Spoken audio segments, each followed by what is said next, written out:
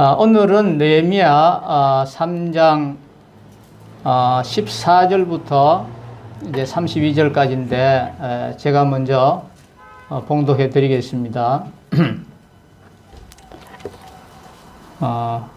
본문은 베닷게렘 지방을 다스리는 레갑의 아들 말기야가 중수하여 문을 세우며 문짝을 달고 자물쇠와 빗장을 갖추었고, 샘문은 미스바 지방을 다스리는 골로새의 아들 살룬이 중수하여 문을 세우고 덮었으며 문짝을 달고 자물쇠와 빗장을 갖추고, 또 왕의 동상 근처 셀라무가의 성벽을 중수하여 다윗성에서 내려오는 청계까지 이르렀고, 그 다음은 벳술 지방 절반을 다스리는 아스북의 아들 느헤미야가 중수하여 다윗의 묘실과 마주대한 곳에 이르고, 또 파스 만든 못을 지나 용사의 집까지 이르렀고, 그 다음은 네이 사람 바니의 아들 르훔이 중수하였고, 그 다음은 그일라 지방 절반을 다스리는 하사바가 그 지방을 대표하여 중수하였고, 그 다음은 그들의 형제들 가운데 그일라 지방 절반을 다스리는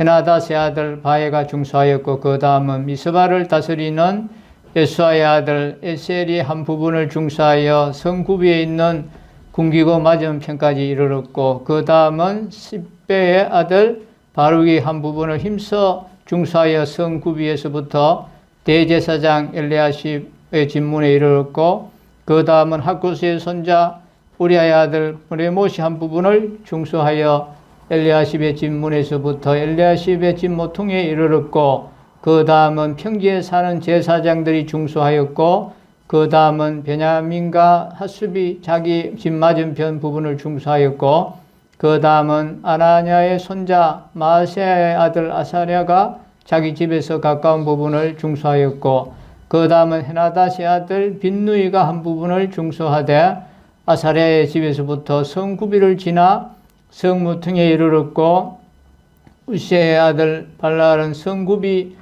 맞은편과 왕의 이 궁에서 내민 망대 맞은편고 시청에서 가까운 부분을 중수하였고, 또 그 다음은 바루스의 아들 버나다야가 중수하였고, 그때의 느디딤 사람은 오벨에 거주하며 동쪽 수문과 마주대한 곳에서부터 내민 망대까지 이르렀느니라. 그 다음은 드고아 사람들이 한 부분을 중수하여 내민 큰 망대와 마주대한 곳에서부터 오벨 성배까지 이르렀느니라.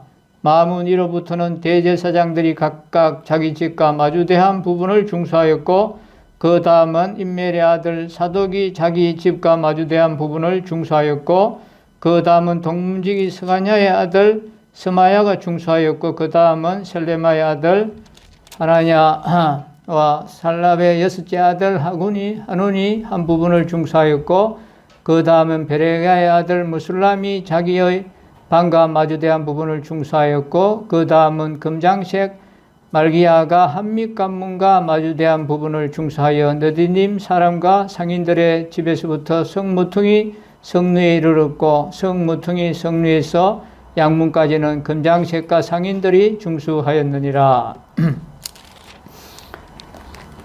이 느헤미야는 보면 크게 아마 이 두 부분으로 나누는데, 1장에서 7장은 느헤미야의 귀환과 또 예루살렘 성벽 재건에 대해서 다루고 있습니다. 그 중에서 이제 전반부 1장, 2장은 느헤미야의 이제 귀환과 또 예루살렘 성벽 재건 준비에 대해서 다루고 있다면은, 이제 중반부 3장 1절에서 7장 4절은 예루살렘 성벽 재건에 대해서 다루고 있습니다. 이러한 맥락에서 이제 3장은 예루살렘 성벽 재건 공사 진행 이제 과정을 다루기에 앞서서 성벽 재건 공사 그 공로자들의 이 명단이 구역별로 이제 나오는 것을 볼 수가 있습니다. 이처럼 이제 저자가 성벽 재건 공사 과정보다도 재건 공사 공로자들의 명단을 이렇게 언급한 것은 보면, 이제 선민 공동체의 온전한 회복을 위하여 헌신한 자들을 이제 그 부각시키기 위해서 이렇게 기록했는 것 같습니다. 이 3장의 내용을 이제 편의상 1절에서 13절까지 지난번에 나누었고, 이제 14절에서 오늘 32절 이렇게 두 부분으로 나눌 수 있는데, 그런데 그 주제는 다 하나입니다. 똑같은 그런 내용인데, 이제 그걸 좀 더 이제 다시 한번 개관해 보면 1절에서 5절은 양문에서부터 옛문 앞까지의 성벽 재건 공사 그 공로자들의 명단이 기록되어 있습니다. 이것은 성의 이제 북쪽 지역에 해당하는 곳으로 적들의 그 공격에 가장 취약한 그런 지역입니다. 그만큼 이제 이 지역의 성벽 공사는 힘들고 어려웠습니다. 이곳의 성벽 공사는 이제 대제사장 또 제사장 이런 가문이 주도적으로 이제 담당을 했는데, 아마 그 지역이 성전과 가까운 지역이었기 때문에 그런 것으로 보입니다. 그리고 이제 6절에서 13절은 옛문에서부터 분문에 이르기까지 이제 성벽 재건 공사 공로자들의 명단이 나오는데, 이것은 이제 성의 서쪽 지역에 해당하는 곳으로 금장색이나 향품 장사, 이 다양한 계층의 사람들이 공사를 담당했고, 특별히 여인들까지도 여기에 참여했다고 기록이 되어 있습니다. 그리고 이제 14절에서 19절은 분문에서부터 궁기고 맞은편에 이르는 지역의 성벽을 재건한 그러한 명단이 나오는데, 이제 이곳은 성의 남동쪽에 해당하는 지역으로 7구역, 이 가운데 6구역을 예루살렘 거주자가 아닌 지방 방백이 책임을 맡아서 중수했습니다. 그리고 이제 끝으로 이제 20절에서 32절은 궁기고가 위치한 성 모퉁이에서부터 양문 앞까지 이르는 지역에 이 성벽을 중수한 자들의 명단이 소개되고 있는데, 이것은 성의 이제 동쪽에 해당하는 지역으로 가장 그 범위가 넓은 지역이었고, 또 느헤미야의 그 탐사에서도 확인됐듯이 이 파괴가 가장 심한 그러한 지역이었습니다. 그러한 이유로 이곳에는 다른 지역에 비해서 많은 인원이 투입되었고, 심지어는 다른 지역을 담당하였던 바룩이나 또 머레못, 핫술, 드과 사람들, 하나냐, 머술람 이러한 사람들이 지원하기도 했습니다. 한편 BC 586년 바벨론에 의해서 파괴되었던 선민 이스라엘의 수도 예루살렘 성이 선민의 삶의 중심이었던 성전에 이어서 이렇게 이제 다시 중건된 것은 이스라엘 공동체가 예부의 적으로부터 안전하게 이제 보호받을 수 있게 되었다는 것 이상의 의미를 지니고 있습니다. 즉 예루살렘 성의 중건은 성전의 재건과 더불어서 죄로 말미암아 하나님의 심판을 받아 멸망하고 사로잡혔던 이스라엘 공동체가 예형적으로 완전히 이제 회복되었다는 것을 보여주고 있습니다. 이제 이러한 본문 가운데서 오늘 14절에서 32절이 오늘 우리에게 주는 영적 교훈들을 한번 생각해 보도록 하겠습니다. 먼저 이제 15절을 보십시다. 15절에 보시면 셈문은 미스바 지방을 다스리는 골로새의 아들 살룬이 중수하여 문을 세우고 덮었으며 문짝을 달고 자물쇠와 빗장을 갖추고 또 왕의 동산 근처 셀라 목가에 성벽을 중수하여 다윗성에서 내려오는 청계까지 이르렀고 했습니다. 여기 이제 15절에서는 셈문을 중수한 자들을 소개하고 있는데, 이 셈문은 미스바 지방을 다스리던 살룬이라는 사람이 중수했습니다. 이 문이 셈문이라고 불린 것은 그 문이 기혼샘에서 흘러 들어오는 물이 모이는 이 실라암못으로 추정되는 이 셀라못 곁에 있었기 때문에 샘문이라고 불러졌습니다. 하여튼 이 3장을 전체적으로 보면 당시 예루살렘 성에는 모두 10개의 성문이 있었습니다. 그 성문들은 이제 여기 15절에 나오는 샘문을 비롯해서 시계 반대 방향으로 수문, 또 마문, 동문, 한밑관문, 양문, 어문, 옛문, 골짜기문, 분문 이렇게 되어 있는데, 이러한 10개의 성문은 사람들이 예루살렘 성을 출입할 수 있는 그런 통로였습니다. 그런데 이 성문들은 항시 열려 있는 것이 아니었습니다. 성은 외부의 침략으로부터 사람들을 보호하기 위해서 존재하는 것이 바로 성이지요. 그래서 적의 기습이 용이한 이 밤이면 성문을 닫습니다. 예루살렘 성의 문들도 문짝을 달고 자물쇠와 빗장을 갖추고 또 이제 밤에는 문을 닫았습니다. 이 느헤미야 그 7장 3절에 보면 느헤미야는 당부했습니다. 백성들에게 해가 높이 뜨기 전에는 성문을 열지 못하게 했습니다. 해가 아직 있을 때 문을 닫고 빗장을 지르도록 하였습니다. 그래서 이 교회는 문단속을 잘해야 됩니다. 신천지 사람들이 무슨 구도자처럼 비슷하게 들어와서 교회를 완전히 막 파괴시키는 그런 사례도 많이 있고, 그래서 이리가 들어오지 않는지 장로들은 이러한 것을 잘 감독하고 경계해야 되는 것입니다. 그러므로 이 성 안에서 보호를 받고 안식을 누리기 원하는 자는 성문이 닫히기 전에 성 안으로 들어와야만 했습니다.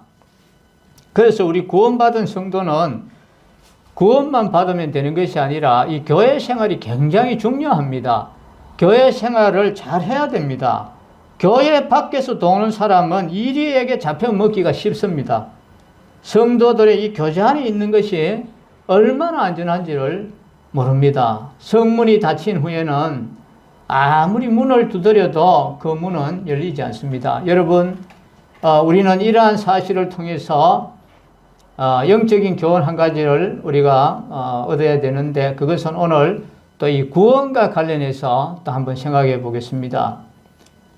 성경을 보면 장차 우리가 들어갈 천국을 새 예루살렘으로 이렇게 묘사하고 있습니다. 그리고 그 새 예루살렘은 크고 높은 성곽으로 둘러있고 12문이 있다 이렇게 되어 있습니다. 이 새 예루살렘 성에 새 예루살렘에 성이 있고 문이 있다는 것이 바로 무엇을 의미하고 있습니까? 그 성 안에 들어가기를 원한다면 문이 닫히기 전에 들어가야 한다는 것을 의미하는 것입니다. 물론 새 예루살렘 성의 문은 실제적으로는 영원히 닫히지 않습니다. 왜냐하면 새 예루살렘에는 밤이 없기 때문에 그렇습니다. 성경에는 이 밤이라는 것은 불의를 상징합니다. 그런데 천국에는 불의가 존재하지 않지요. 그러므로 이 새 예루살렘 성의 문들이 닫히지 않는 것은 당연한 것입니다. 하지만 그것은 이제 하나님 나라가 완성되고 불의한 세력이 완전히 제거된 후에 일이 되는 것이죠. 그래서 문제는 하나님 나라가 완성되기 전까지입니다. 지금 이 세상에는 하나님의 나라가 도래하였습니다. 그리고 비록 이 사단의 세력과 대치하고는 있지만 아직은 낮과 같아서 하나님의 나라의 문은 열려 있습니다. 그리하여 지금은 누구나 하나님 나라에 들어갈 수 있는 것입니다.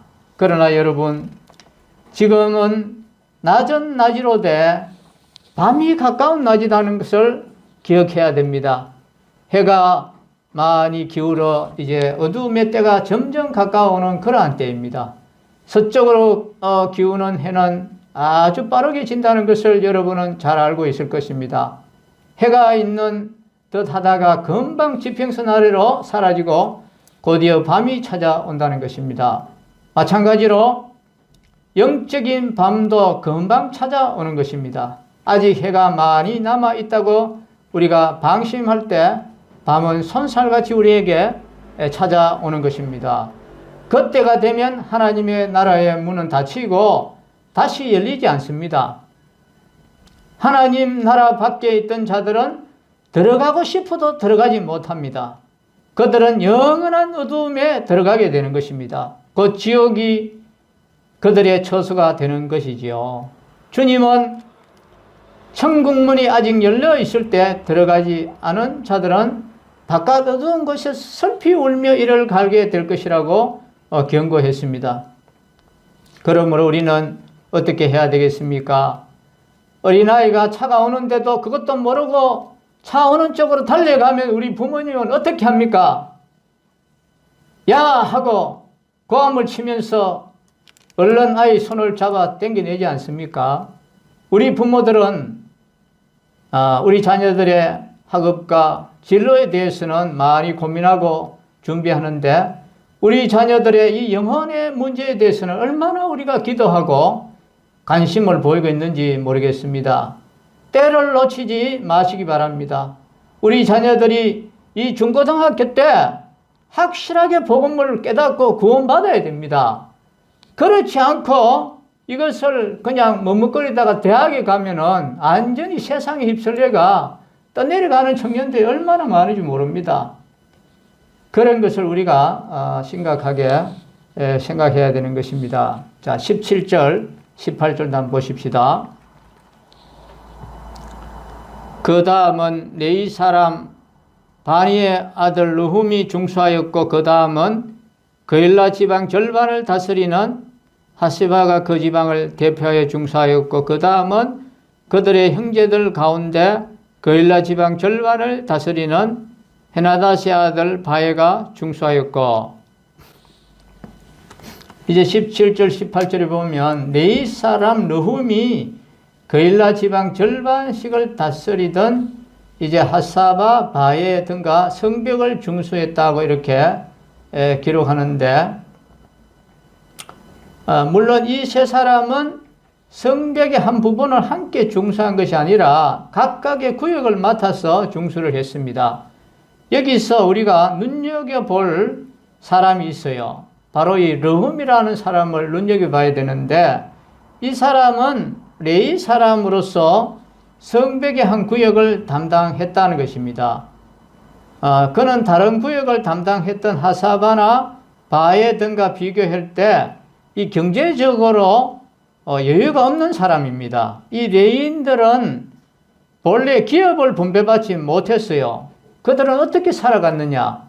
백성들이 드리지는 이 11조를 가지고 생활을 했어요.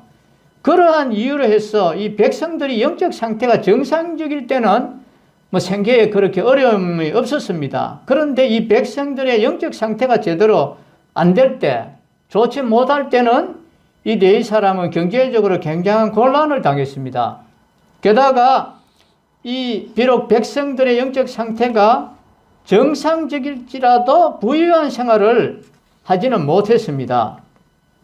하여튼 레위인의 이 생활은 경제적으로 넉넉하지 못했던 것은 사실입니다. 그럼에도 불구하고 이 르훔은 한 구역을 맡아서 성벽을 중수했다는 것입니다. 그는 경제적인 더 어려움을 이유로 성벽 재건에서 뒤로 빠질 수도 있었고 보조자 역할을 할 수도 있었지만 그 사람은 그렇게 하지 아니하고 오히려 많은 희생을 감수하면서 이 성벽 재건에 적극적으로 참여했다는 것입니다. 이는 그의 이름이 성벽 재건 공사 공로자의 명단에 당당하게 올라가 이유를 알게 해줍니다. 우리가 앞서서 5절에서 언급된 바 있는 이 드고아의 귀족들은 분명히 경제적으로 여유가 있었을 것이다 말입니다. 그럼에도 불구하고 이 성벽 재건에 동참하지 아니하므로 이 불명예를 얻었습니다. 그렇지만 이 르훔은 경제적인 어려움 가운데서도 이 성벽 재건에 적극 동참함으로 해서 이 명예를 얻었다는 것입니다. 여러분, 이러한 사실이 보여주는 것처럼 우리는 이 가난함을 하나님의 일을 하지 않는 핑계거리로 삼아서는 안 된다는 것입니다. 어떤 성도들은 가난하다는 이유로 하나님의 일에 참여하기를 거부하기도 하는데 그것은 결코 하나님 앞에서 옳지 않은 처사라는 것입니다. 하나님의 일에는 빈부와 관계없이 모두가 동참해야 하는 것입니다. 물론 빈부에 따라서 하나님의 일을 담당하는 범위는 달라질 수 있습니다.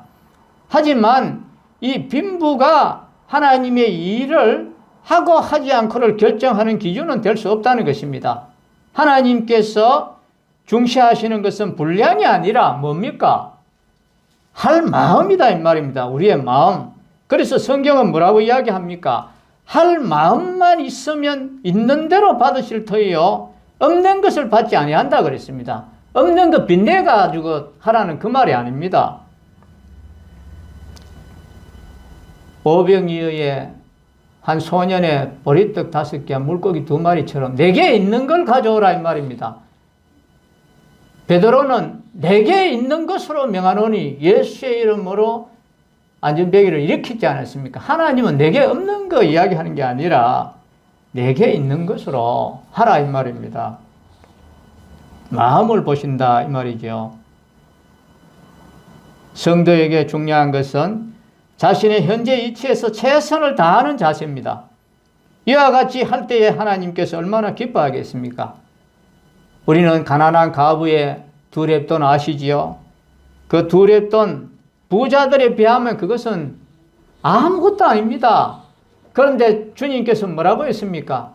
너희들은 풍족한 데서 드렸지만 이 사람은 생활비 전체를 드렸다고 칭찬했습니다.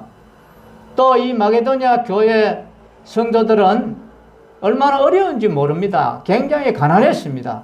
그렇게 가난한 중에서도 이 구제하는 일에 얼마나 적극적으로 동참했습니까? 예루살렘 교회가 어렵다는 소식을 들었을 때 구제에 얼마나 동참을 했는지 모릅니다. 우리는 어려운 이웃 교회에 이러한 어려움들을 소식을 들을 때 우리는 구제에 동참하는 그런 우리의 마음이 필요합니다. 내만 잘 먹고 우리 교회만 잘 되는 그게 아닙니다. 하나님 보실 때는 다 우리 우주적인 교회가 다 하나님 교회고 우리의 교회입니다. 성경은 하나님께서 세상에 없는 것들을 택하셨다고 했습니다. 그렇습니다. 우리는 대부분 없는 자들입니다. 우리는 잘 사는 사람보다 가난한 사람이 더 많습니다. 그렇다면 하나님께서 그러한 우리를 택하신 이유가 뭐냐 이 말입니다. 바로 우리의 봉사를 받기 위함이다 이 말입니다. 그러므로 우리는 자신의 처지에서 최선을 다해서 하나님을 위해 봉사해야 하는 것입니다. 우리는 어떠한 경우에도 가난하다는 사실 때문에 우리가 불평하거나 위축되어서는 안 됩니다. 우리 주님도 가난한 분이었습니다. 또 사도 바울도 가난하게 살았지만 하나님의 일에는 그 누구보다도 열심히 임했습니다. 우리가 주를 기쁘시게 하는 데 있어서 가난하다는 것은 결코 장애가 되지 않습니다. 오히려 장애가 되는 것은 가난하다는 것을 핑계로 일을 하지 아니하는 우리의 이 마음이 문제입니다. 자, 이제 19절 보십시다. 19절, 20절.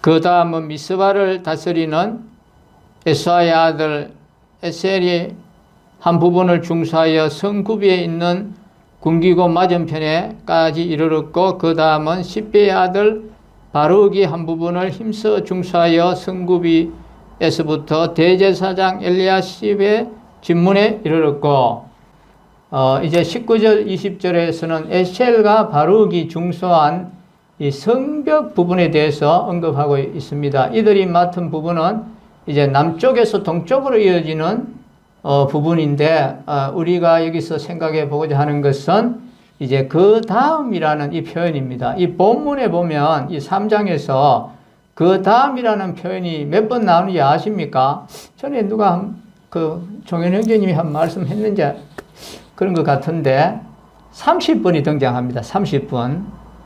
그리고 이것은 예루살렘 성벽 재건 공사가 30구역으로 나뉘어서 진행했다는 그 말이 아니라 예루살렘 성벽 재건 공사는 몇 구역으로 나뉘어서 진행되었는지 아십니까? 한번 헤아려 보세요. 40구역입니다. 40구역으로 나뉘어 진행됐는데, 그러나 그 다음이라는 표현이 30회나 반복해서 사용된 것은 예루살렘 성벽 공사가 한 곳도 소홀함이 없이 진행되어서 결국 온전하게 하나로 연결되어서 완공되었다는 것을 보여주고 있습니다. 예루살렘 성벽 재건 공사는 각 구역을 담당한 사람들이 자기 구역을 책임지고 완수함으로써 완료될 수 있었습니다. 만일 누구 하나라도 자기가 맡은 부분을 소홀히 하였다면 이 예루살렘 성은 재건되지 못했거나 안 그러면 완공이 많이 더디겠지요. 많이 지연됐을 것입니다. 우리는 이러한 사실을 통해서 영적인 교훈을 얻어야 하는데, 자, 여러분, 오늘 우리는 하나님 나라의 완성을 위해서 부름받은 사람들입니다. 하나님은 우리를 통해서 하나님 나라를 완성하기 위해서 우리를 불러서 당신의 일꾼으로 삼으셨습니다. 물론 하나님 나라는 이 예루살렘 성과 달리 어느 한순간에 완성되는 것이 아닙니다. 하나님 나라는 태초에 건설이 시작되어서 종말에 그리스도께서 다시 재림하실 때 완성되는 것입니다. 즉 무수한 세월을 거쳐서 이 하나님 나라는 완성이 되어 가는 것입니다. 물론 주님이 언제 다시 오실는지 우리는 아무도 알 수가 없습니다. 다만 하나님의 나라가 완성되기까지 수많은 하나님의 일꾼들이 투입되어서 계속해서 하나님 나라를 건설할 뿐입니다. 대부분의 이 성도들이 자기 생전에는 하나님의 나라가 완성되는 것을 보지 못할 수도 있습니다. 우리는 그저 하나님 나라의 어느 작은 한 부분을 세워가는 사람들 뿐입니다. 이전에 많은 믿음의 선조들이 하나님 나라를 세워왔습니다. 그리고 우리는 그 다음을 이어서 또 하나님 나라를 세워가고 있는 것입니다. 이제 우리가 이 담당할 부분을 마치고 이 세상을 떠나면 우리 믿음의 후손들이 우리의 그 다음 사람들이 되어서 하나님 나라를 세워가게 될 것입니다. 그리고 그렇게 그 다음이 계속 이어지다 보면 언젠가 그리스도께서 다시 오실 것이고 그날 하나님의 나라는 완성될 것입니다.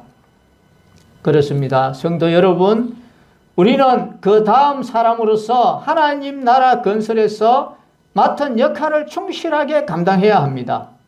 만일 우리가 하나님 나라의 건설에서 맡은 구역을 충실하게 세우지 않는다면 그만큼 하나님 나라의 완성은 지연될 것입니다. 이것은 우리가 결코 원하는 바가 아닙니다. 우리는 하나님 나라가 속히 완성되어서 도래하기를 우리는 소망하고 있습니다. 그렇다면 우리는 마땅히 하나님 나라의 건설의 이 일꾼으로서 그 다음 사람으로서의 역할을 잘 감당해야 하는 것입니다. 우리는 우리에게 부여된 이 구역을 땀을 흘리고 시간을 투자하고 물질을 들여서 견고히 세워서 이 하나님 나라를 완성해 나가야 하겠습니다. 이제 21절 보십시다. 그 다음은 학고스의 손자 우리아의 아들 브레못이 한 부분을 중수하여 엘리야십의 집문에서부터 엘리야십의 집 모퉁이에 이르렀고 했습니다. 여기 이제 21절에 보니까 학고스의 손자 우리아의 아들 브레못이 대제사장 엘리야십의 집문에서부터 집 모퉁이까지를 중수했다고 했는데, 그런데 이제 4절에 보면은 이 브레못은 예루살렘 성의 북편 한 부분을 또 중수했다고 했습니다. 즉 이 브레못은 두 구역을 맡아서 중수했는 것입니다. 이 3장에는 이처럼 두 부분을 맡아서 중수한 사람 7부류가 있어요. 그들은 이제 21절에 이 브레못을 비롯해서 바룩, 하숲, 빈느이 곧 바에, 드고아 사람들, 하나냐, 무술람, 바로 이런 사람들입니다. 이 사람들은 예루살렘 성벽 재건에 열심을 내었을 뿐만 아니라 다른 사람들을 도울 수 있을 만큼 이 여유가 있었다는 것을 우리가 알 수 있습니다. 그리고 이들이 이렇게 다른 지역을 지원하였다는 것은 그들의 이 공동체 의식이 남달랐다는 것입니다. 사실 자기 구역을 맡아서 성을 재건하였다고 해도 이 다른 지역이 재건되지 못하면 자신이 한 일도 다 이것은 허사에 불과하다 이 말입니다. 성이라는 것은 전체가 완료되어야만 성으로서의 구실을 제대로 할 수 있습니다. 그러므로 자기가 맡은 이 구역의 공사를 바친 이들이 다른 구역을 또 맡아서 공사를 했는 것입니다. 이러한 사실은 강한 성도는 연약한 성도를 우리가 담당해 줘야 된다는 것입니다. 우리 성도들은 이 운명 공동체입니다. 그래서 성도는 자기만 돌아보는 것으로 만족해서는 안 됩니다. 성도는 자기를 돌아볼 뿐만 아니라 다른 성도를 돌아보아서 그에게 부족함이 없는지를 살펴야 합니다. 특히 강한 성도, 또 경제적으로 여유가 있는 성도, 또 능력이 있는 성도, 이런 사람은 약한 성도, 또 경제적으로 어려움을 당하는 성도, 또 능력이 부족한 성도를 돌아보고 그들의 부족한 부분을 채워주는 이런 사랑을 베풀어야 됩니다. 이것은 강한 성도의 일방적인 희생을 강조하는 것이 아닙니다. 절대 그렇지 않습니다. 나에게 다른 사람보다 나은 면이 있다면 그것은 하나님의 은혜입니다. 하나님이 나에게 허락하여 주심으로 내가 다른 사람보다 나을 수 있는 것입니다. 만일 나의 노력으로 또 나의 타고난 능력으로 내가 다른 사람보다 낫게 되었다고 생각한다면 그것은 잘못된 생각입니다. 일정 부분 나의 노력이 있었다고 해도 근본적으로 내가 가진 모든 것은 하나님이 베풀어 주신 것입니다. 성경은 재물 얻을 능력도 하나님이 주신다고 했습니다. 그렇습니다. 내가 가진 것은 근본적으로 하나님이 주신 것입니다. 내가 가진 것 중에 하나님으로부터 받지 않은 것이 있다고 말한다면 그는 하나님의 은혜를 모르는 교만한 사람입니다. 우리는 내가 가진 모든 것이 하나님으로부터 말미암았다는 것을 인정하고 고백해야 됩니다. 이런 사람은 자기가 가진 것으로 약한 성도, 부족한 성도를 채우는 것을 희생이라고 생각하지 않습니다. 오히려 자기에게 하나님이 주신 것으로 다른 사람을 세울 수 있게 된 것을 감사하게 여깁니다. 하나님의 것으로 하나님의 백성을 위해 사용하는 것을 마땅하게 생각합니다. 물론 하나님은 이렇게 당신이 맡기신 것으로 당신의 뜻에 맞게 사용하는 사람에게 대해서 크게 기뻐하시고 더 큰 것으로 맡겨주십니다. 그러므로 성도 여러분, 특히 강한 성도 여러분, 하나님으로부터 받은 은혜로 연약한 성도를 세우는데 힘쓰시기를 바랍니다. 그들을 세우는 것이 자기도 온전케 되고 더욱 큰 하나님의 은혜에 들어간다는 이 사실을 꼭 기억해 주시면 좋겠습니다.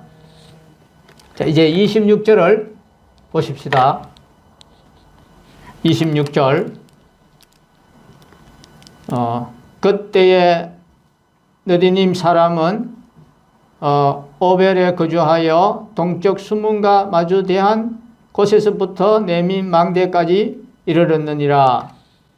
여기 26절에 보면 예루살렘 성벽 재건 공사에서 이제 느디님 사람들이 담당했다고 했습니다. 이 느디님 사람들은 수문과 마주대한 곳에서부터 네민 망대까지를 중수했는데 우리는 이 기록을 아주 소중하게 여겨야 됩니다. 여러분, 이 느디님 사람들이 어떤 사람들입니까?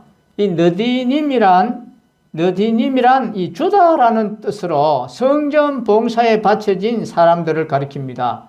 그래서 영어 성경에 보면 템플 서번츠, 그 성전 노예로 이렇게 번역했습니다. 성경의 기록에 의하면 이들의 유래가 어디에서 나왔습니까? 가나안 정복할 때 당시에 기브온 족속들이 이스라엘에 대항하면서 그 사람들이 이제 거짓으로 꾸며가 이렇게 해서 그렇게 나왔는데 이 사람들은 이제 무슨 일을 했나 하면 성전에서 이 제사에 필요한 나무를 패고 물을 깃고 하는 이런 허들의 일을 도맡아 했습니다. 그런데 바로 이러한 성전 노예들조차도 이 성벽 재건 사업에 동참을 했다는 것입니다. 여러분, 만일 이들이 강제로 예루살렘 성벽 공사에 참여했을 것이라 생각하면 그것은 오해인 것입니다. 예루살렘 성벽 재건에는 그 누구도 억지로 참여한 사람은 아무도 없습니다. 다 자발적으로 이것은 일을 했습니다. 그리고 우리는 이때가 이스라엘이 망하기 전이 아니라 포로기한 시대라는 것을 우리가 알아야 됩니다. 남유다가 바벨론에 의해서 멸망할 때 남유다의 백성들은 물론 이들 느디님 사람들도 포로로 잡혀갔습니다. 이제 이스라엘 자손이나 느디님 사람들이나 다 같은 신분이 된 것입니다. 느디님 사람들은 이제 더 이상 이스라엘의 노예가 아닙니다.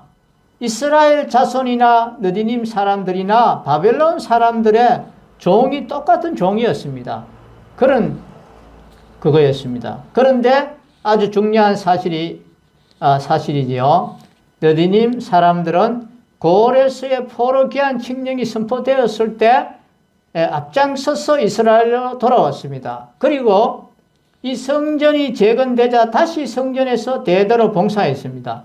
즉 그들은 자유를 누릴 수 있었음에도 불구하고 굳이 이스라엘 자손들과 함께 귀환해서 이 다시금 성전 봉사 일을 감당한 것입니다. 여러분 좀 이상하지 않습니까? 느디님 사람들이 좀 어리석어 보이지 않습니까?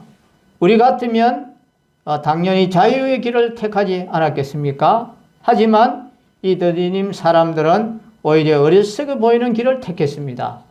그 이유가 무엇인지 아십니까? 그것은 그들이 하나님을 섬기는 이 일이 얼마나 고귀한 일인지 이걸 알았습니다. 그들은 이방인 출신이었지만 하나님의 전에서 봉사하면서 영적인 기쁨이 넘쳐났고 하나님을 섬기는 것이 정말 귀중하다는 것을 알았습니다. 그러므로 그들은 자유보다는 하나님의 전에서 봉사하는 이 길을 택한 것입니다.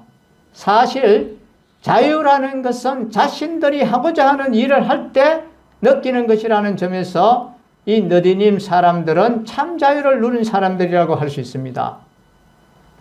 이렇듯 느디님 사람들은 하나님을 섬기는 이 일의 귀중함을 웅변적으로 증거하여 보여주고 있습니다. 그 귀중함을 깨달았기 때문에 그들은 노예의 이 신분으로서도 이스라엘 공동체를 위해서 하나님의 전을 보호하기 위해서 이 예루살렘 성벽 재건에도 자발적으로 뛰어들었다는 것입니다. 그렇다면 지금 우리들은 어떻습니까? 하나님을 섬기는 일의 귀중함을 알고 있습니까? 그래서 이 즐거움으로 하나님의 일을 감당하고 있습니까? 하나님의 전에서 봉사하였던 이 고라자손의 그 시인은 이렇게 노래했습니다.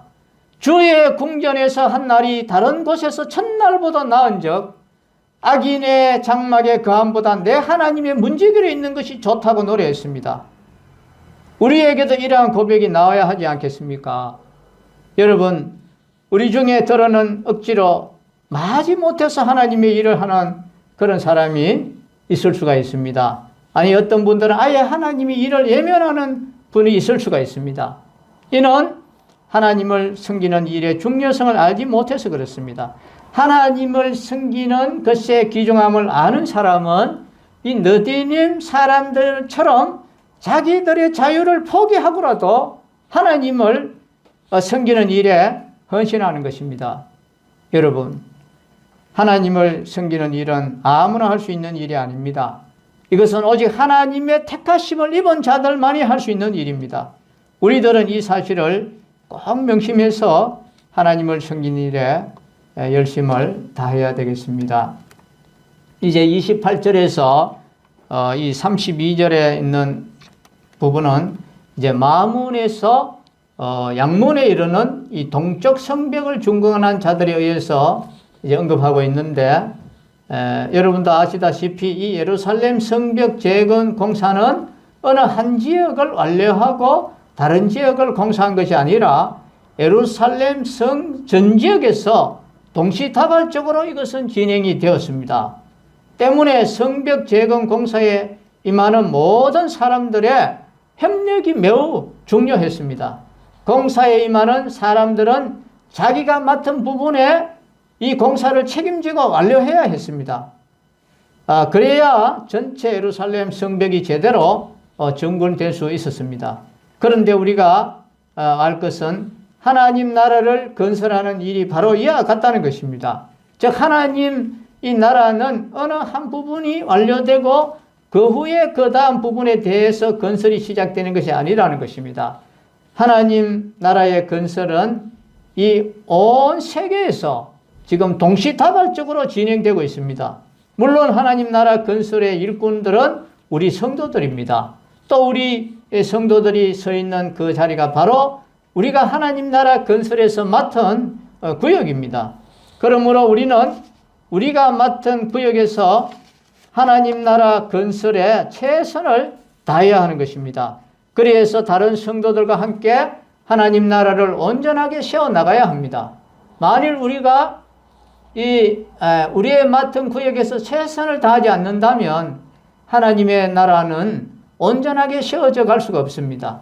또 우리가 맡은 구역에서 공사가 제대로 진행되지 않는다면 하나님 나라의 대적들이 그것으로 침투해서 하나님 나라의 이 건설에 막대한 지장을 가져다 줄 것입니다.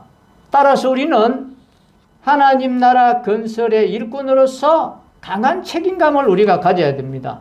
내가 나의 맡은 이 부분에 책임을 다하지 않는다면 하나님의 나라는 완성될 수 없다는 이 의식을 우리가 꼭 가져야 됩니다.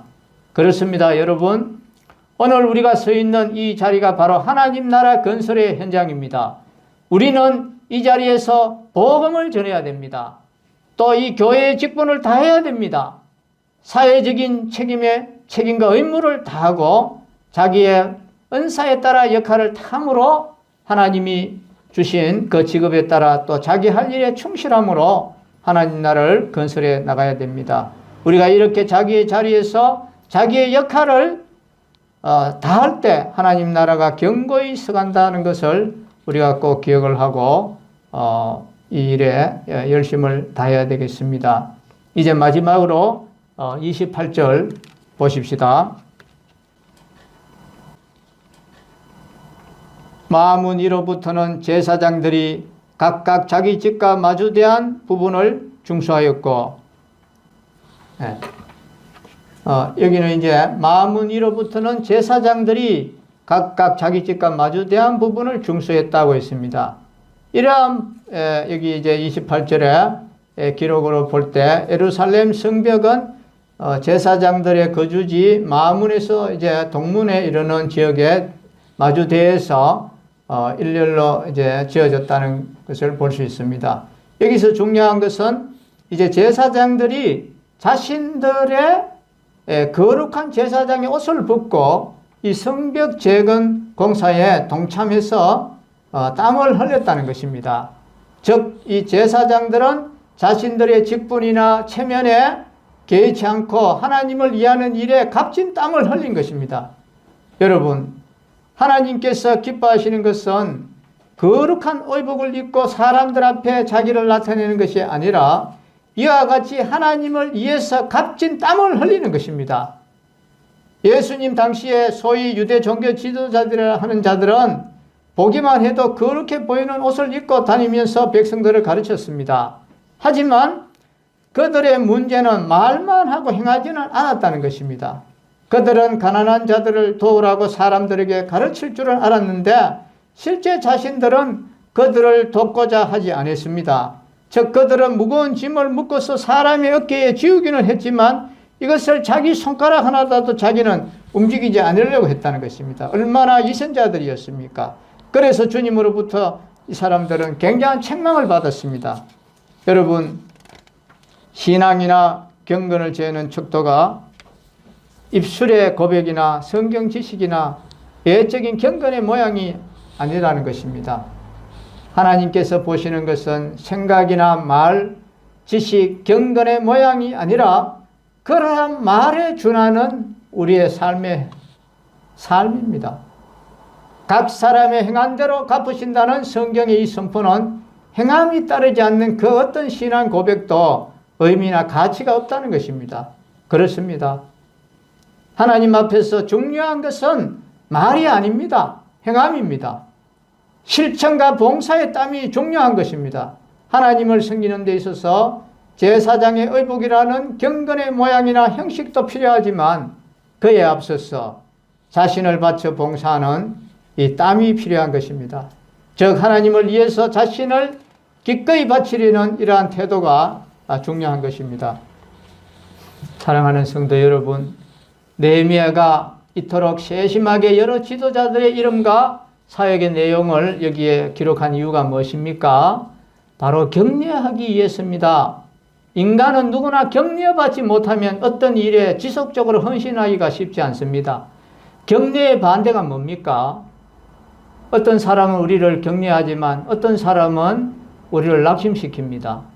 격려의 반대는 낙심입니다. 영어로는 격려를 encouragement, in plus courage. 격려받으면 용기가 생긴다는 것입니다. 낙심은 영어로 discouragement. 낙심하면 용기를 잃어버립니다. 의욕이 없어집니다. 그래서 히브리서 기자는 서로 돌아보아 사랑과 선행을 격려하라고 말했습니다. 이 한국인들의 의식 속에는 유교 문화의 전통이 생각보다 뿌리 깊습니다. 그런데 이 유교 문화는 성경적으로 보면 굉장히 율법주의적 경향을 갖고 있습니다. 따라서 우리 문화는 책망하고 정죄는 굉장히 잘합니다. 그렇지만 이 격려의 전통은 굉장히 결여되어 있습니다. 그래서 우리는 좀 더 서로를 격려할 필요가 있습니다. 마크 트웨인이라는 분은 칭찬보다 공동체를 건강하고 견고하게 세워갈 수 있는 더 나은 방법은 없다고 말했습니다. 칭찬을 모르는 가정을 한번 보십시오. 그 가정은 감옥과 같지 않습니까? 칭찬을 모르는 부부관계를 한번 보십시오. 원한과 앙심으로 맺어진 부부가 아닙니까? 칭찬을 모르는 그 그룹이나 교회를 한번 보십시오. 찬바람이 쌩쌩 불지 않습니까? 오늘 말씀을 요약하면 지상 예루살렘 성의 이 재건이 이렇게 중요할진데 이 새 예루살렘의 건설은 얼마나 중요한 일입니까? 저 잃어버린 낙원을 다시 회복하는 일입니다. 우리는 이 새 예루살렘 성을 건설하는 사명을 맡은 사람들입니다.